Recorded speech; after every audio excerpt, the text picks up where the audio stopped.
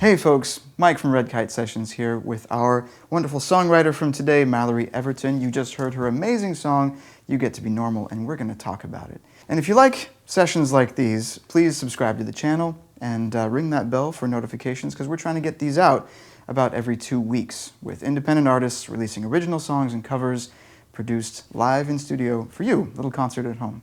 Mallory, thank you for playing that song for us. Thanks for having me. I really appreciate it. Tell us a little bit about this song. Where did it come from? What's the inspiration behind it? I met a man, I think it was about a year ago now, and sometimes you meet someone and you just think, wow, you've had a completely different life than me. Like, you did all the fancy movie stuff that fancy, shiny movie people do. And there are just times where I just feel like I'm just not that type of person.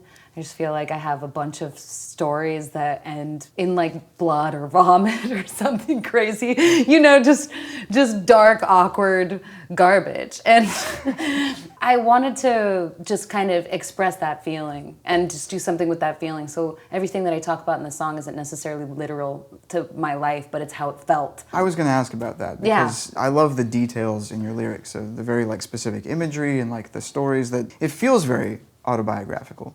Yeah. So how much of it is autobiographical versus how much of it is an invention of the songwriter? Yeah, I would probably say it's about 80% biographical. Okay. Autobiographical. Was there, for example, and you don't have to, like, you feel free to not answer, but was there throwing up in a van?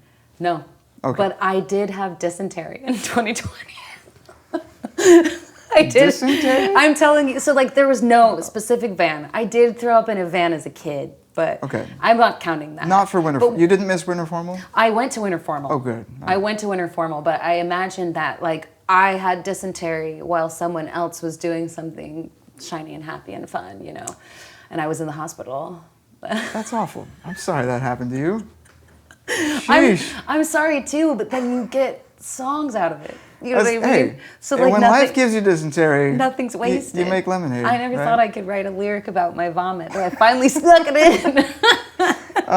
What about taking care of your uncle? Was there an uncle that needed taken care of? So I do have an uncle, like a beloved uncle who passed away several years ago, but actually it's more my brother that I have a brother that I went home and took care of for a summer when I was a sophomore in college, and he's the most wonderful person, and he's still with us, and I'm really lucky to have him in my life, but brother didn't rhyme with crumble. Right. So I was like, I'm gonna change it to an uncle. And I've never really done that before, actually. I usually just write songs for total therapy, so it's just catharsis and something that will make me feel better when I sing it. And this one I was like, I kind of just wanna sit in the feeling, but not necessarily need it to be literal to me. Like, sure, I think I have sometimes felt a little bit like, it has to be true or else it's not me. And it's like, no, the emotion of it is so true. And like, even the little parallels is like, yeah, there was no van, but I feel like dysentery counts.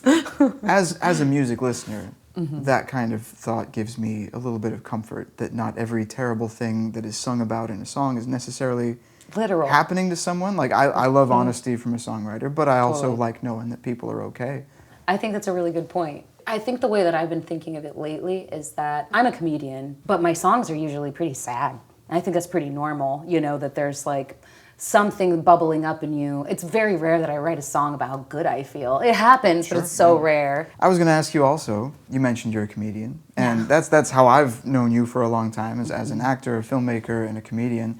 As somebody with their, a lot of irons in the fire, different fires, do you find that music is different or similar to the other things you do in your life? I love that question. It's super resonant for me right now, because music's actually always kind of been different. I have had the hardest time even calling myself a musician, because I've never been like super proficient at like reading music or anything like that, but the songs would come out even if I was like super depressed or anxious. When I couldn't write or get like scripts written for work or sketches, songs would come out. And so it felt like it was like this weird back channel to my creativity or something that just didn't feel like it was connected to any kind of capitalistic anything or impress anybody. And so it feels like a different, freer thing. Well, I want to say that I'm glad that we got this song out of you while you're in this state of not feeling pressured to monetize it. Folks, thanks for watching. Please leave a comment on the video and tell Mallory what a good job she did. And if you want to support the channel in the best way possible, the link to my Patreon is in the description. If you sign up $5 a month, really helps us out to create more of these sessions for you. Thanks for watching. We'll see you next time. Thanks, everybody.